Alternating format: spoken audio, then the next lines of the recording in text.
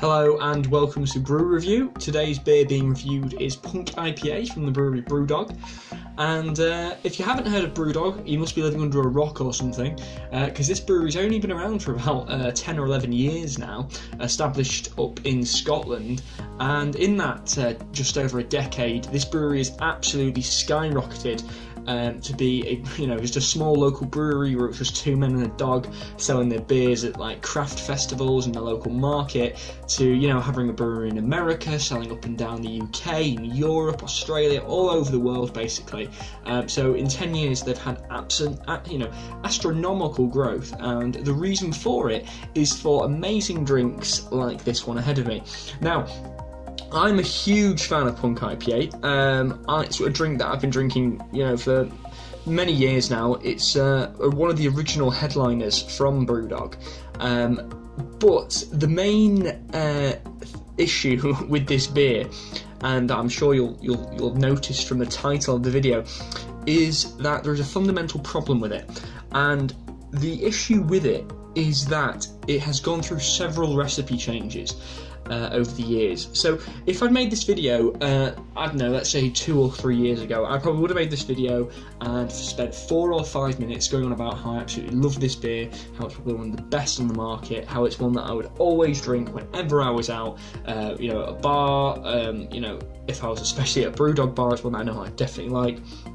But I've been reading recently on the internet things that sort of, I agree with on online forums and stuff, where people have also noticed that there's been a lot of changes to how it tastes. Like a few years ago, if you had this beer, it'd be one of those ones that it was very distinct. The sort of citrus tastes in it were very divisive. You'd drink it and you'd either really like it and form an affinity with it, or it'd be something that you really, really didn't like, and it was a beer that you avoided. And as in accordance with the huge growth that BrewDog's had over the past few years, it seems to me, and seems to many other people online, that this beer has actually had its recipe changed and sort of dialed down and toned back a little bit to sort of accommodate that, because it's been meant to be aimed at a wider market. They've actually reduced some of the flavours in it, and it's not quite as bold, it's not quite as strong as it used to be. So to give an arbitrary number, and I'm not a huge fan of arbitrary numbers, I'd say that this beer is definitely probably a 4.5 out of 5, and that's probably very high, probably a bit too high. But if I was to be, if this was a couple of years ago I was doing this video, we would definitely be talking about near enough a 5, close to a 5 as you can get. It's one of my favourite beers out there. I told you I'm biased, but it is. So without further ado, let's get to the unbottling. So, now that it's out of the bottle, you can see that it's got a very rich and distinctive colour, and you can really tell that it's going to be a sort of full-on, vibrant and citrusy beer.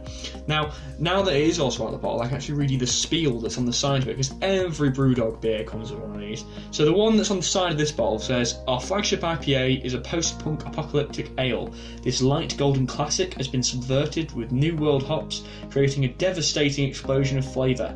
Kalashnikov bursts of caramel, incendiary tropical fruit, and an all-out riot of grapefruit, pineapple, and lychee precede a spiky, bitter finish." Goes on to say, "Quintessential Empire with a twist." So, basically, this beer, I can't tell you what any of that spiel means. It's very pretentious. A lot of people say that BrewDog beers are, and they're very divisive because of that. And it depends what sort of, side of the coin you lie on. I enjoy BrewDog beers. I think they're good. I like them. I think this one looks absolutely beautiful when you get it in a full pint. It's, it looks like a drink that's going to be tasty and full of flavour, and that's to me is what you want in a drink, really. I'd say it certainly delivers on that. It's definitely lives up to the hype in my opinion, and it goes to show why BrewDog and this beer is so popular. The only issue is that if this review was being done a couple of years ago, this would be probably one of the one of my favourite beers ever, on the top of my list, purely because of how divisive and strong the recipe was. And they can deny changing the recipe. I believe there was something with that ages ago where they said that they hadn't changed anything, where it's quite apparent they had. I believe the percentage volume has also changed slightly. When you've got a beer out for 10 or so years, you're going to have slight variations in the taste and the way it's brewed, and that's just batch to batch anyway. But I think mainly people just complaining of some sort of rather large overhaul changes, and this could be due to regulations or ingredients, or maybe the fact that they're having to mass produce it on a larger scale. I don't know. So to summarise, I'd say that I really do like this beer. It's a 4.5 out of 5. Would I recommend it? Yes, I would, certainly. I think if it's a beer that you haven't tried, you have to try, purely because it's one of these ones that really was at the forefront of the recent wave of IPAs becoming sort of a fashionable drink, a tasty drink again, and against the sort of over-commercialised lager. So that's my opinion. If you disagree, or even if you do agree, whatever your opinion on this beer, please do leave it down below. And if you have any more ideas for beers that I should cover, please leave them in the comment section down below too. So thanks for watching this brew review video covering a Punk IPA from BrewDog. And all that's left to say is very much thanks for watching. Thanks for tuning in and spending a few minutes with me here today. And I'll see you in the next video. Thanks.